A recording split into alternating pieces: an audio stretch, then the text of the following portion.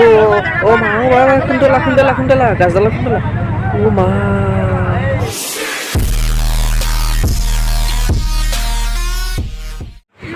নমস্কাৰ বন্ধুসকল, পুনৰ এটি নতুন ভিডিঅ'লৈ আপোনালোক সকলোকে স্বাগতম জনাইছোঁ। আজি আমি ভাগিনাথৰ ঘৰলৈ আহিছোঁ। কুৰুৱাত আমি সকলোৱে জানো মাথোৱাৰী ভাঙিছে। মাথোৱাৰী ভাঙি এই অঞ্চলটো সম্পূৰ্ণৰূপে বুৰাই পেলাইছে। ঘৰৰ মুধচলৈকেও পানী আহিছে। এতিয়া যোৱাকালি ভণ্টিয়ে ফোন কৰিলে আমাক যে দুটা ভাগিনৰ খুব জ্বৰ যোৱা ৰাতিৰ পৰা। গতিকে আমাক যেনে তেনে যাই সিহঁতক লৈ আহিব মানে ফোন কৰিলে। এতিয়া আমি কুৰুৱালৈ আহিছোঁ। যাতায়াতটো সম্পূৰ্ণৰূপে ব্যাঘাত হৈছেই, কাৰণ মাথোৱাৰী ভাঙিছে, গমেই পাইছে। মেইন ৰাস্তাটোৱে ভাঙি গৈছে। এতিয়া আমি ভুটভুটিৰে যাব লাগিব সিহঁতৰ ঘৰলৈ। সিহঁতৰ ঘৰত যাই সিহঁতৰ সেই গোটেই পৰিৱেশটো আপোনালোকক দেখুৱাম। আপোনালোকে ভিডিঅ'টো শেষলৈকে চাব, স্কিপ নকৰিব। এতিয়া এই বিপদসংকুলভাৱে আমি ফেৰীৰে পাৰ হ'ব লাগিব। কিমান মানে মানুহবিলাক কিমান কষ্টত আছে, কিমান অসুবিধাত আছে, আপোনালোকে ভিডিঅ'টো দেখা পালে আপোনালোকে এবাৰ হ'লেও ভাবিব যে বা হয় কিমান কষ্টত আছে অলপ। অকণমান আগতে আমাৰ বহুত ডাঙৰ দুৰ্ঘটনা এটা হ'ল। গাছ এডালত খুন্দা মাৰিছিলেই। ড্ৰাইভাৰজন নতুন কিজানি সম্ভৱ।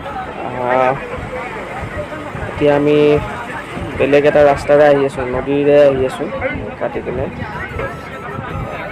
বহুত ভয়ো লাগি আছে, মানুহ বহুত আছে। ড্ৰাইভাৰজন বহুত নতুন দেই।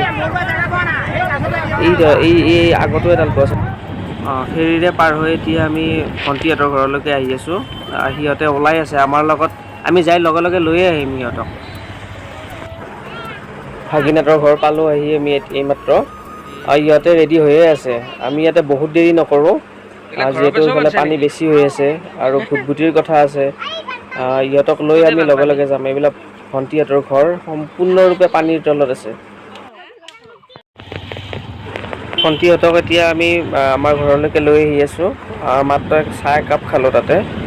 যিহেতু ফেৰীৰ কথা আছে, টাইমৰ কথা আছে, আৰু ইটো পাৰৰ পৰা সিটো পাৰলৈকে যোৱা মানুহ বহুত। গতিকে অলপ টাইম লাগিব ফেৰীৰে পাৰ হোৱাৰ বাবে। গতিকে সেইকাৰণে আমি অলপ এডভান্স আহিব লগা হ'ল। মাত্ৰ 10 মিনিট থকা হৈছে ইহঁতৰ তাত। এতিয়া এই অঞ্চলৰ আপোনালোকে আশ্ৰয় শিবিৰবিলাক দেখা পাইছে, কিমান অসুবিধাত আছে অলপ, কিমান সমস্যাত আছে। আপোনালোকে এই পৰিৱেশটো চাই যাওক আৰু আপোনালোকে উপলব্ধি কৰক যে কিমান অসুবিধাত আছে অলপ।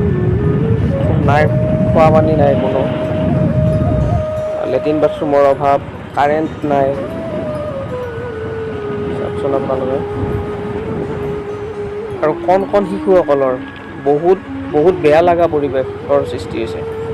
ইয়াতে কোনো পুষ্টিকৰ খাদ্য খাব পৰা নাই, আৰু চৰকাৰে এতিয়ালৈকে ৰিলিফ দিয়া নাই এই অঞ্চলত। এইটো বহুত ডাঙৰ কথা হৈছে। এওঁলোকে খাব কেনেকৈ, ক'ত বজাৰ কৰিব? কাৰণ গুৱাহাটীৰ লগত এওঁলোকৰ যোগাযোগ সম্পূৰ্ণৰূপে ব্যাঘাত হৈছে। মাল আনিব পৰা নাই দোকানীসকলেও। আপোনালোকে চাই যাওক। ভিডিঅ'টো মই আনকাট কৰা নাই, একদম লাইভ দেখাই যাই আছোঁ। আপোনালোকে যদি আমাৰ ভিডিঅ'টো ভাল পায়, আপোনালোকে লাইক কৰিব, কমেণ্ট কৰিব আৰু শ্বেয়াৰ কৰিব, আৰু ছাবস্ক্ৰাইব কৰিব একেবাৰে নাপাহৰিব। আপোনালোকে বহুতে ভিডিঅ'টো চায়, কিন্তু আপোনালোকে ছাবস্ক্ৰাইব কৰিব পাহৰি যায়। আপোনালোকে ছাবস্ক্ৰাইব কৰি আমাক আশীৰ্বাদ কৰিব, উৎসাহ জনাব, যাতে আমি নেক্সট ভিডিঅ'বিলাক আমি আৰু অলপ ভাল ভিডিঅ' দি যাব পাৰোঁ, ভিডিঅ' বনাব পাৰোঁ। তাৰ বাবে আপোনালোকে আমাক ছাবস্ক্ৰাইব কৰি আমাক অলপ উৎসাহ জনাব। আমি ফেৰীৰ ওচৰ পালোঁ আহি এইমাত্ৰ। এতিয়া ফেৰীৰ কাৰণে আমি ৰখি আছোঁ। মানুহ বহুত হৈছে দেই। প্ৰায় 1 ঘণ্টা ৰখিব লগা হ'ল ফেৰীৰ কাৰণে। এইমাত্ৰ ফেৰী আহি পাইছে। মানুহ বহুত আছে। এতিয়া ইমান মানুহৰ লগত যাবও ভয় লাগে।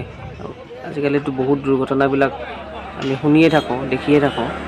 হ'লেও যাব লাগিব আৰু। ভণ্টিহঁতক লৈ আহি আমি এঠাইত এনেকুৱা এটা পৰিৱেশ দেখা পালোঁ। য'ত খেৱালি জাল লৈ এনেকৈ মানুহে ৰাস্তাত হাইৱেত এনেকৈ মাছ মাৰি আছে, আপোনালোকে দেখিছেই। অলপমান সৌন্দৰ্য উপভোগ কৰিছোঁ আৰু মাছ মৰাৰ। মাছ পাইছে, বহুত পাইছে। এতিয়া আজিৰ ভিডিঅ'টো ইমানেই আছিলে।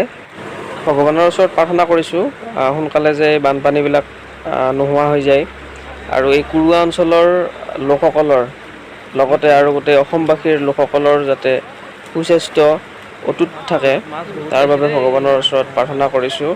সকলোকে মংগল কৰক। আজিৰ ভিডিঅ'টো ইমান আছিলে। যদি ভিডিঅ'টো ভাল পালে লাইক কৰিব, কমেণ্ট কৰিব আৰু শ্বেয়াৰ কৰিব আৰু ছাবস্ক্ৰাইব কৰিব একেবাৰে